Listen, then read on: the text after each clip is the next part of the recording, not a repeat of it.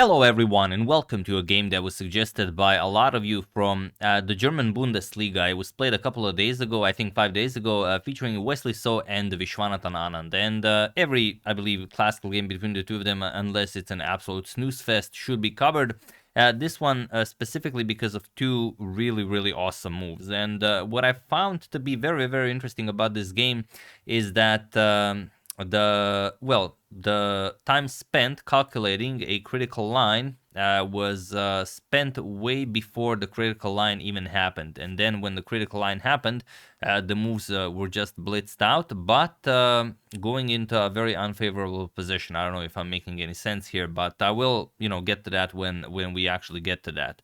So yeah, let's check it out. Wesley has the white pieces and he opens with pawn to d4. We have knight f6 by Vichy, and we have c4, e6, knight to c3, and Vichy goes for the Nimzo-Indian defense. Bishop to b4, we have e3, castles kingside, bishop to d2, and pawn to d5. We have knight to f3, and now pawn to b6.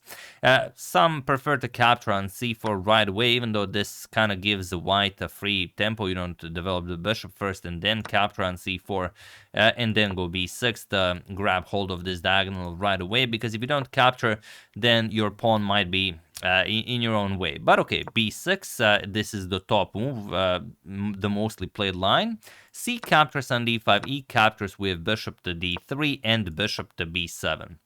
So here, black will not have full control over this diagonal, but at some point, white should be, if white wants more than a draw, should play e4, and then the position should open up. We have queen to c2 by Wesley, pawn to c5 by Anand, and castles kingside. And now Anand goes for pawn to c4, chasing the bishop back with bishop to e2 and knight to c6. So it does seem like you limit the power of the light square bishop, but also we know from experience that advancing the pawn like this, not fighting for the center, is considered, sort of anti-positional. But nowadays, in the era of engines, you can pretty much play anything, and that's why everything is played. We have pawn to b3, and the position has been reached before. In top-level chess, Anish Giri had it against Quang Liam Le, and Anish lost. Quang Liam Le played c captures on b3, and he defeated him in 2022 in the Oslo Esports Cup. But here, Anand plays bishop captures on c3, and interestingly, none of these moves are the top moves recommended by the engine. C captures on b3 is the third top move recommended, but the move Anand plays is not among the top three, but also a very strong one. We have bishop captures on c3, pawn to b5, rook 8 to b1, and now bishop back to c8. Anand has to figure out how to get the bishop into the game. Like we said, this d5 pawn could be, maybe later on useful if the position opens up. But the problem is that Wesley is planning b captures on c4, and Anand really wants to capture with the b pawn. So he doesn't want his bishop here just hanging. He could also consider a move like queen to c7 or queen to e7, which would also keep an eye on the bishop, but he wants to find a different diagonal for the bishop to be useful. However, for the moment, this is also disconnecting the black rooks. They're disconnected at the moment, but the queen is kind of connecting them, which can be an issue, but also, it might not be, all depending on what happens. B captures on c4 by Wesley, B captures, and now knight to e5, and Anand goes knight to e7. Also, you could just double up Wesley's pawns. This is also an idea. Let's say you go knight e4. Of course, he will go bishop to d4. The problem is, in the future, he can always even sacrifice this pawn, maybe to open up this diagonal. So it's hard to say. It's a fine position for both. But Anand decides to go for knight to e7. We have queen to a4 by Wesley, and now Anand should definitely play pawn to e5, but he doesn't. He played knight to e4, and now Wesley has a very interesting move that he can play. He plays bishop to a5, putting pressure on the queen, and Anand says, all right, not a problem, just queen e8. We trade queens, and, nothing is happening. If anything, I'm the one with a passed c-pawn, so I'm going to be playing this for a win. But Wesley says, wait a second, he doesn't trade queens, nor does he move the queen back, which are all fine moves. He plays bishop to d1. And this looks like, of course, he just wants Anand to capture on a4, then he captures with the bishop on a4, and then his bishop and the dark square bishop, so the bishop pair is wreaking havoc across the entire board. Well, there is something to that, but there's also a different reason. Here, Anand should play bishop to f5. It's just a move that has to be played, but he doesn't. He played pawn to f6, and look at the situation on the clock. Anand has an hour and 8 minutes on the clock, but he plays pawn to f6. He burns 25 minutes, and it's a move that, well, might not lose you the game on the spot, but, you have to play an engine perfect game to get out of this one. But it all depends on what Wesley does next. And do you see what Wesley's idea here is? What was Wesley's plan if Anand does not play bishop to f5? Have at it while I give you a couple of seconds.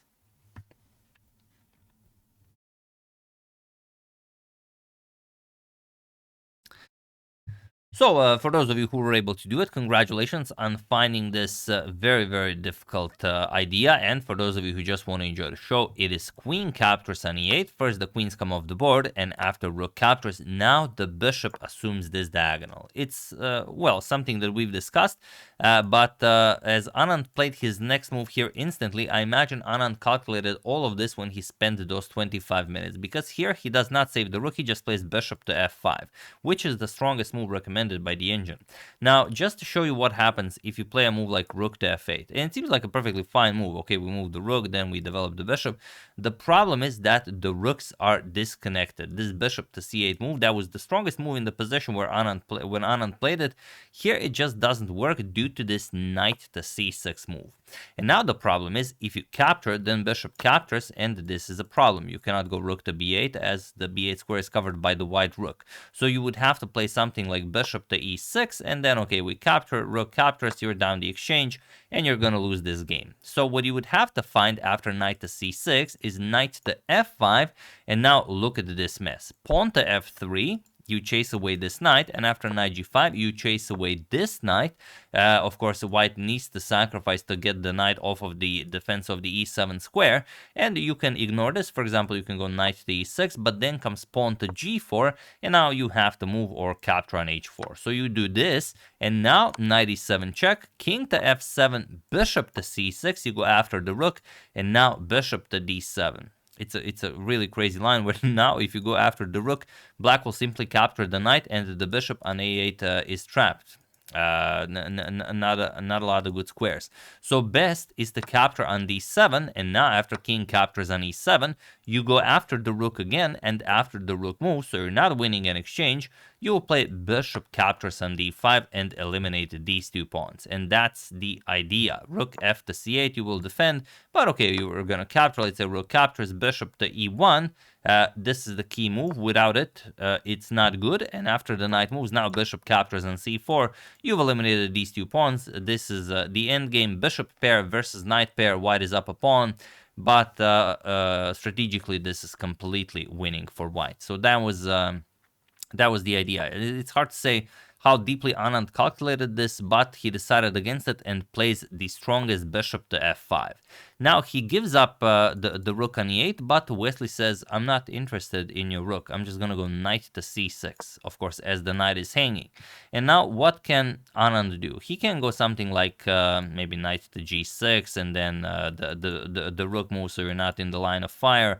And then, this rook just moves to c8. So this is also possible, but Anand says, nope, bishop back to e6. And, he defends the base of the pawn chain, and he's kind of offering the exchange once again. But Wesley first plays pawn to f3, we have knight to d6, and now how to take, advantage of this possible discovery. Well, here Wesley played knight back to b4. A very, very interesting idea, although this is, again, a disgusting engine line. I will show it because you guys enjoy them so much. Bishop to c7, and now when the knight moves, let's say knight f7, you go knight to b8. You lock out the rook out of the game, so the knight can never move, otherwise bishop to c6 is strong, but also your rook is hanging. And if the rook moves, then you just go rook f to e1, and the engine says, yeah, we just play e4, we break through here, and we are, very, very happy, probably even winning. But okay, I mean, that's, what our good engine friend thinks about the position. Wesley played knight to b4, and now Anand moves the rook. Rook e to c8. We have knight to a6, again keeping this rook locked in, full control over the b8 square with the knight and with the rook on b1. Bishop back to f5 by Vichy, attacking the rook on b1, and rook b to c1. Again, the idea will be e4 at some point. We have knight to b7, attacking the bishop, and bishop to c7. Look at how well Wesley is controlling basically all of Anand's pieces with this knight and the bishop pair. We have pawn to h5 by Anand, and now rook f to e1. We have bishop to d3, rook to c3. So undermining it further, plus also maybe rook captures on d3 is an idea in some lines. We have king to f7, bishop to d7. Look at this. Beautiful. And now Anand could move the rook. He could play something like rook to h8, and then maybe knight b4 goes after the bishop, bishop back to g6, and then something like e4, and it's very, very hard to keep control of this. You're going to lose this pawn, and then these two pawns are incredibly powerful. So after bishop d7, h4, Anand says, all right, you can have the rook. It's not as if my rooks are doing anything, but Wesley says, no, thank you. I will just improve my position. It's not like your rooks are doing anything. So, okay, Anand goes rook back to h8, and now Wesley strikes with pawn to e4. Anand goes d captures on e4. Now this was this pawn push was maybe an opportunity for Anand to take some control over the game by playing rook to d8. Now it's much different than rook to c8, because here if you capture, if you don't, you have to move the bishop, but if you capture, which is perfectly fine, now the thing is, okay, if you move the bishop, let's say bishop to a4, you will have d captures on e4, and after, let's say, f captures on e4, you will play rook captures on d4, and now it's still very, very tricky. Still with knight to b4, Wesley is much better, but you know, it's complicated, and at least Anand developed his pieces. However, he played d captures on e4, f captures on e4, and now he played rook 8 to d8, I imagine with a very similar idea, but now it's different. Look at this. Bishop captures, rook captures, and now comes the move that did not exist in the line that I've just shown you, but here it exists. I'm not going to tell you why, to spoil the surprise. Feel free to pause the video and try to find this incredibly difficult idea while I give you a couple of seconds.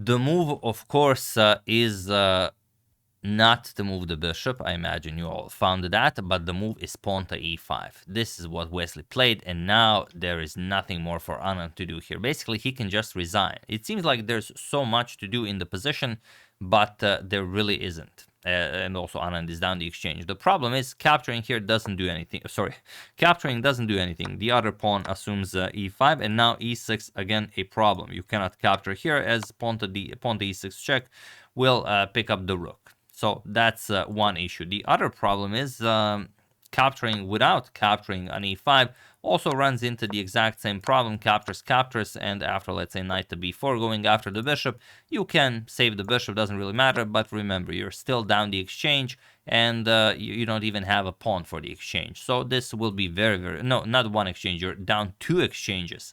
So after e5, I already mentioned in, you know, couple of previous videos, I think, that there should be a word for when you're down 2 exchanges. You know, it sounds silly just saying you're down 2 exchanges. We need one strong word for that, like you know, an ultra exchange or something. You know, you guys figure it out. But here Anand played knight to d5. He went for the rook on c3, and now again pawn to e6 check, king to e7, and rook to a3. Interestingly, rook to a3 is the only move that wins on the spot, but it's not a difficult move to find, you know, as your rook is hanging. Plus, you know, rook c1 just looks weird. You know, no one would play rook to c1. So rook to a3 was played, and he was in this position. On move 37, that former world champion Viswanathan Anand resigned the game, as there is nothing more to be done here. And I could show you a couple of more moves. Let's say king to d6 is played, knight to c5. You're up so much material, you can just trade it down, and it's not as if you're just trading down, it's also winning by force. Rook a5 check, king wherever, and then you just pick up the knight as well, the defender of the e7 square, and after capture c7, and that's it. You either capture and then you get a queen into the game, or you move the rook and then you queen, and then the rook has to, be given for the queen, and you would get something like this. So of course, up a rook, completely winning. There's no point in playing that. So yeah, brilliant stuff by Wesley. It was a very, very interesting game, and like I said, Anand spent a lot of time, calculating this entire position, and then when the critical moment happened, he just blitzed it out. But yeah, it just didn't go his way. But without that E5 move that Wesley basically won the game with, none of this would have happened. So maybe Wesley saw all the way to there. I have no idea. How far these guys can look into the future. I imagine, not quite Doctor Strange like, but somewhere between Doctor Strange and myself, very, very far. But yeah, a very nice win by Wesley, and this is the first time Anand has been, severely knocked out of the world top 10 on the live ratings list. He's currently world number 13, and I can't even remember the last time he was, not at least number 11. So he's always number 9, number 10, number 11, but now dropped down to number 13, as he also drew a game against Mats Andersen in round 2 of this this half of the Bundesliga. So yeah, we'll see what happens. Hope Vichy improves, gets back into the top 10. As we all know, that's where he belongs. But yeah, this one, Wesley, what a masterpiece. I mean, he found everything. That bishop to d1 move, then, the double bishop attack along this diagonal, and then finished it off nicely with pawn to e5. That's what it takes down to take a former world champion like Viswanathan Anand, and that's exactly what Wesley did. So yeah, that's the game. Hope you guys enjoyed it. I would like to thank Pierre Murad, Rani Lavi, Andreas Rosenthal, Andrei Schrade, and David Bacon for your contribution to my channel. Thank you a lot. I really appreciate it. As usual, you can check 2 of my previous videos here. Thank you for watching, and I will see you soon, continuing to check up on your wonderful suggestions and whatever else happens in the chess world. So thank you all. I will see you soon, and have an excellent rest of your day.